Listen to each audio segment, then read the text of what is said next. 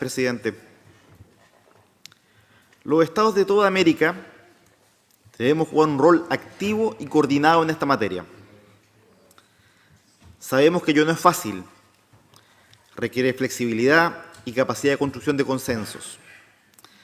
Precisamente por eso Chile seguirá trabajando para acercar posiciones en este y otros foros, porque nos resulta de la mayor importancia que la comunidad internacional sea una sola voz, entregando un mensaje claro a las autoridades electorales de la República Bolivariana de Venezuela. Sin transparencia no hay democracia. Estas fueron las palabras del ministro de Relaciones Exteriores de Chile, Alberto Van Klaveren, hace un par de semanas, cuando se dirigía a este Consejo minutos después de que no lográramos alcanzar el consenso que hoy expresa la resolución recién adoptada. Flexibilidad, diálogo constructivo, acercar posiciones, aprender que podemos comprender y encontrar valor en un punto de vista que no necesariamente compartimos. Ahora, esta vocación de acuerdo, presidente, no implica una posición ambigua, todo lo contrario. Tal como lo ha dicho el presidente Boric, Chile no tiene dudas sobre lo que está ocurriendo en Venezuela. Es más, la acción de las autoridades electorales de ese país, apurándose para proclamar un ganador, ceremonia incluida, antes de observar los más mínimos estándares de transparencia, resulta elocuente. Nuestro presidente también ha señalado sin rodeos que se están cometiendo graves violaciones a los derechos humanos, reprimiendo a la gente que se está manifestando e iniciando persecuciones penales irrisorias, inaceptables en cualquier país democrático. ¿Qué nos queda por delante entonces, presidente? Quizá el aporte que pueda hacer nuestra organización a construir un camino democrático para Venezuela no esté en su capacidad de mediación, o no será la mesa en la que se encuentren las partes. Pues nuestra capacidad de interlocución en esta crisis es ciertamente limitada. Sin embargo, quizás sean esos mismos aprendizajes de nuestra historia organizacional reciente los que nos brindan algunas luces de lo que sí podemos hacer. Y así nos podemos ir dando cuenta que quizás el aporte que esta OEA puede hacer en Venezuela tenga más que ver con los enfoques, con los métodos.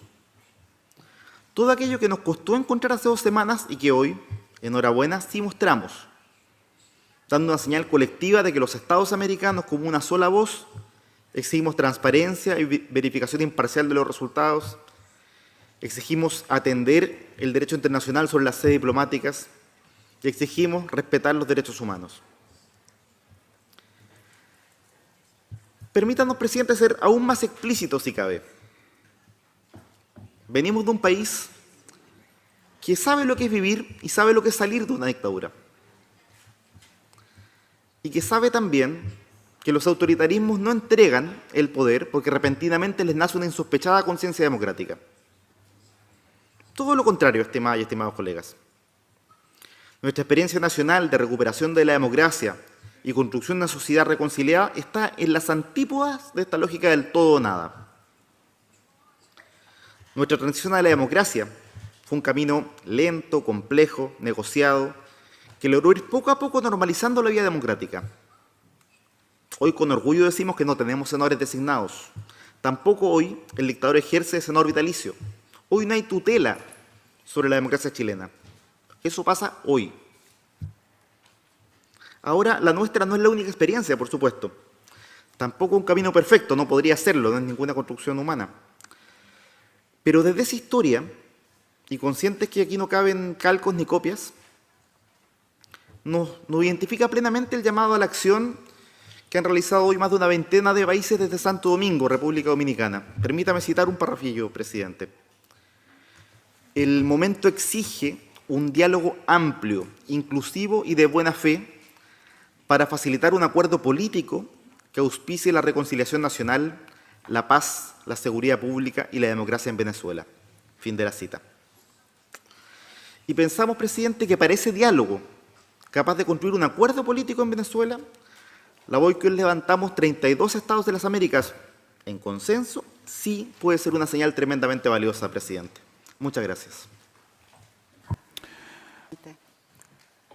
Hace apenas unos días, el 31 de julio, nos reunimos en este Consejo preocupados por las acciones del régimen de Maduro ante la valiente decisión de los ciudadanos venezolanos de ponerle fin a un gobierno que no solo condujo al país a la miseria, sino que también atenta sistemáticamente contra sus libertades individuales y sus derechos civiles y políticos. Hoy nos volvemos a encontrar y a esta delegación le gustaría condenar con todas sus letras y en voz alta la violación de los derechos humanos en la República Bolivariana de Venezuela. La situación está cada día peor, con el régimen buscando utilizar el tiempo que se le está dando para forzar la situación en su favor a través de persecuciones políticas, intimidaciones públicas, el uso y abuso del aparato represor del Estado para perpetuarse en el poder, buscando acallar esa voz de la sociedad venezolana que el 28 de julio dijo basta. Somos conscientes de la importancia del consenso en estas circunstancias. Hemos apoyado y copatrocinado esta resolución adoptada en la sesión de hoy. Agradecemos la buena voluntad de las demás delegaciones. Es un excelente primer paso. A esta delegación le hubiese gustado, sin embargo, incluir referencias mucho más explícitas a la violación de los derechos civiles y políticos. Argentina se hace eco del comunicado emitido por la Comisión Interamericana de Derechos Humanos ayer, 15 de agosto de 2024, en el que se denuncian prácticas de terrorismo de Estado en Venezuela. Este documento detalla hechos alarmantes que no podemos ignorar y que requieren la más firme atención de la comunidad internacional. En este sentido, nuestro país expresa su enérgica condena ante los hechos observados por la CIDH, que incluyen el uso arbitrario de la fuerza con resultado en pérdida de vidas humanas y personas heridas, detenciones arbitrarias y desapariciones forzadas, persecución judicial y hostigamiento contra las personas percibidas como opositoras, así como contra meros voluntarios electorales, la censura y restricciones a la libertad de expresión, a las libertades de asociación y reunión pacífica y obstáculos a la labor de la defensa de los derechos humanos. Cada uno de estos actos atentan contra los derechos y las libertades fundamentales que todos los estados de esta organización nos hemos comprometido a respetar y proteger. La Argentina se ve directamente afectada por este clima de hostigamiento y de no cumplimiento de las normas del derecho internacional. Como todos ustedes saben, nuestros diplomáticos fueron obligados a dejar el país en menos de 72 horas por el solo hecho de decidir estar del lado correcto de la historia y no reconocer una farsa. Pero no solo eso, como dijo la canciller Mondino en su momento, la residencia de la República Argentina en Caracas fue hostigada y el suministro de energía eléctrica a la misma ha sido afectado. ¿Por qué? Porque Argentina abrió sus puertas a los miembros de la oposición perseguidos solamente por ser opositores políticos. Es decir, concedió la solicitud de asilo conforme a lo estipulado por la Convención de Caracas de 1954. Sí, la Convención de Caracas. Durante meses hemos tenido que pedir a Venezuela que honren la letra de un tratado adoptado en ese mismo país y entreguen los correspondientes salvoconductos. Ahora tenemos también que solicitar que se respeten las obligaciones que emanan de la Convención de Viena sobre relaciones diplomáticas en lo que atañe a la inmunidad e inviolabilidad de los locales de las misiones diplomáticas. ¿Cuántas violaciones de normas internacionales más tendremos que seguir añadiendo a un gobierno que no se molesta ni siquiera en cumplir lo estipulado en su propia legislación? Un gobierno que amenaza y marca opositores, que les formula cargos penales, que los detiene arbitrariamente, que busca callar la libertad de expresión para obstruir la voz del pueblo y que descaradamente miente a su sociedad y a la comunidad internacional sobre el resultado de sus elecciones.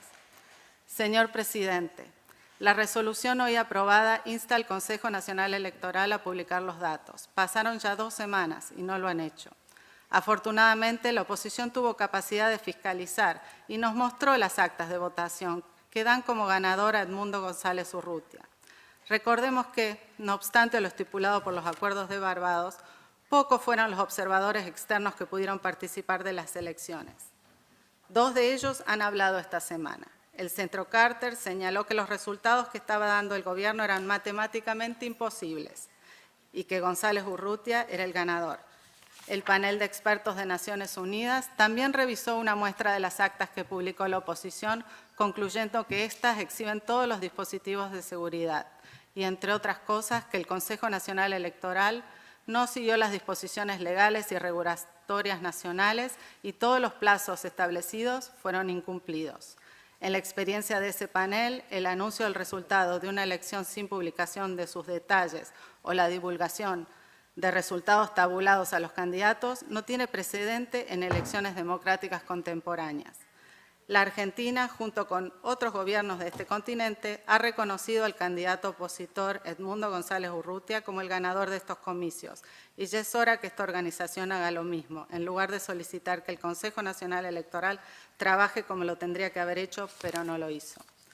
Señor presidente, la crisis política electoral venezolana ha exacerbado gravemente las ya profundas problemáticas estructurales que enfrenta el país desde hace tiempo.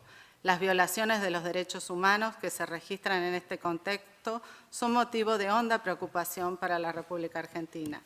Lo que está sucediendo hoy en la OEA está siendo seguido no solo por millones de venezolanos que han visto defraudada su esperanza en la democracia, no solo por los millones de venezolanos que se han visto obligados a emigrar, sino también por los habitantes de todos los pueblos del continente que solo quieren ayudar a nuestros hermanos venezolanos a recuperar su país, sus sueños y su libertad.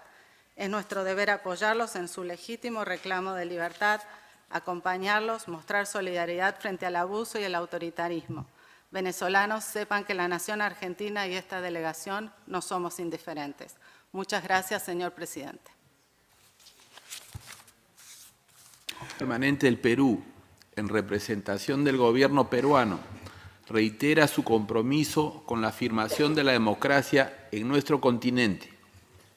Por ello, como expresó enérgicamente nuestro canciller Javier González Olaechea el 31 de julio pasado en este mismo recinto, el Perú entiende que es una obligación internacional y moral defender la voluntad soberana del pueblo venezolano, expresada en los comicios del 28 de julio pasado. Según consta en las actas rescatadas por los propios ciudadanos venezolanos, el señor Edmundo González recibió una mayoría abrumadora de los votos. El Perú ha decidido apoyar esta resolución porque considera imperioso que la OEA se pronuncie en defensa de la democracia en Venezuela. No obstante, queremos dejar constancia de que hubiésemos preferido que el pronunciamiento de esta organización recoja una condena explícita al régimen venezolano por la represión ejercida contra sus opositores políticos y por las múltiples vulneraciones a los derechos humanos de las que el mundo entero es testigo. En este contexto, reiteramos nuestra solidaridad a María Corina Machado y a los diversos líderes de la oposición venezolana por los múltiples actos de intimidación y por la persecución de los que son víctimas. Igualmente, hubiésemos deseado que esta resolución establezca un mecanismo específico que permita una verificación imparcial e independiente de los resultados electorales, a efectos de que estos reflejen la voluntad del pueblo venezolano y gocen de legitimidad internacional. Sin embargo, respaldamos el texto aprobado, que es el resultado de un compromiso para alcanzar el consenso y dar voz a nuestra organización en este crucial momento. En todo caso, el Perú reitera su demanda al gobierno de la República Bolivariana de Venezuela para que publique inmediatamente todas las actas de las mesas electorales y permita la realización de una verificación imparcial e independiente de los resultados de las elecciones realizadas el 28 de julio pasado. El Perú reafirma su compromiso de continuar sus mayores esfuerzos por defender la voluntad del pueblo venezolano y por promover la afirmación de la democracia en nuestro continente. Muchas gracias. Así no era un secreto a voces, iban a ganar sin perjuicio de los resultados reales. El proceso estuvo viciado, sostenía el presidente Luis Lacalle Pou sobre lo acontecido. Y mi canciller hace muy pocas horas ha estado manifestando Omar Paganini, que la situación es absolutamente desesperante. Se está reprimiendo, se está persiguiendo, se está deteniendo y se está haciendo desaparecer gente, sostiene el canciller Paganini. Por eso la sesión de hoy es una sesión constructiva, útil, necesaria. Es increíble. Hace pocos días atrás vivimos la frustración de no poder tener una mayoría relativa que viera los mismos acontecimientos de la misma forma. Y hoy, desde este territorio y desde República Dominicana, está pasando lo que está pasando. Se están sumando voces viendo básicamente lo mismo, entendiendo básicamente lo mismo. Y es interesante hacer el comparativo jurídico de la declaración conjunta de Santo Domingo con lo que estamos elaborando hoy. Y acá hay juristas de nota que saben que no es una casualidad que el tema de reclamar el respeto a los derechos humanos es absolutamente central. Nadie le reclama el respeto a los derechos humanos al que los respeta. Cuando se pide el respeto a los derechos humanos es porque se entiende que hay un irrespeto, una no consideración, un agravio, un castigo. Qué casualidad que ambas declaraciones trabajan sobre sintonías más o menos parecidas. Qué casualidad que la Declaración de los Países reclama la presencia del Alto Comisionado de las Naciones Unidas y vuelve a insistir en el punto que Argentina hace pie en torno a la Convención de Caracas de asilo diplomático. No es una casualidad. No es una casualidad. Y qué casualidad que empiece a funcionar casi que como una consigna asertiva y metafórica: entreguen las actas, muestren las actas, iluminen con las actas, porque lo que sabemos todos que en esa frase está diciendo es que las actas dicen lo que dicen en torno a Edmundo González Urrutia y a la forja monumental que ha tenido María Corina Machado en torno a este tema. Monumental lo de María Corina Machado. Y esta es una sala donde uno debe destacar este tipo de cosas. El liderazgo femenino, corajudo, valiente, ha podido contra todo. Ha podido contra todo. Y tengamos claro algo, porque no siempre todos los miembros de esta organización, coinciden con la CIDH. No siempre. Pues yo hoy felicito a la CIDH. Un comunicado absolutamente espectacular. Corajudo, valiente. A ver, no anda con ambigüedades, ¿eh? No anda estableciendo gregre para decir Gregorio. Habla de terrorismo de Estado. ¿Me explico? Habla de terrorismo de Estado. Habla de políticas y prácticas autoritarias. Habla de un patrón sistemático de violaciones de la libertad personal. ¿Qué no se entiende? ¿Qué no se entiende? Gente que está especializada en torno a este asunto nos está diciendo, está pasando lo peor. Y nosotros deberíamos tener un estilo Talleyrand. No lo tenemos que tener. Estamos ante una dictadura oprobiosa. Estamos ante lo peor que le ha pasado al continente mucho tiempo y esto lo tenemos que enfrentar sin mucha retórica, muchachos. Acá nadie tiene el manual de cómo se sale de las dictaduras, pero no se sale felicitándolas. Se sale con actitud inquisitiva. Se sale teniendo mayorías en la comunidad internacional que replican el mismo cántico, que dicen exactamente lo mismo y que quizás no encuentren ese camino que algunos creen que pueden encontrar. Si algunos creen que lo pueden encontrar, ese camino de decirle a un dictador, mire señor, váyase, yo aplaudo, pero no conozco dictadores que se vayan de manera entusiasta y con simpatía. Cada uno tiene su manual de salida en torno a su país. Cada uno sabe cómo las dictaduras las sacamos en sus países. Yo en el mío lo sé perfectamente bien. Fue la gente la que la sacó.